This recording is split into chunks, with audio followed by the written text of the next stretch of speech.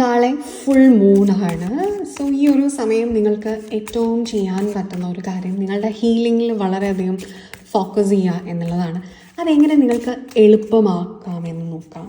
നിങ്ങളെ ഇപ്പോഴും constantly അലട്ടിക്കൊണ്ടിരിക്കുന്ന thought എന്താണ്, അത് നിങ്ങൾ എഴുതി വയ്ക്കുക. അത് നിങ്ങൾ ഹീൽ ചെയ്യേണ്ട ഒരു കാര്യമാണ്.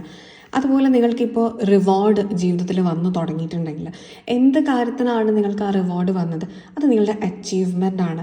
സോ നിങ്ങളുടെ ആ മേഖലയിലുള്ള നിങ്ങളുടെ കാർമിക് ഡെറ്റ്സ് നിങ്ങൾ ക്ലിയർ ചെയ്തിട്ടുണ്ട്. അതുപോലെ നിങ്ങൾ ഹോൾഡ് ചെയ്യുന്ന തോട്ട്സിനെ നിങ്ങൾ ഇമ്പ്രൂവ് ചെയ്തെടുക്കേണ്ടതാണ്.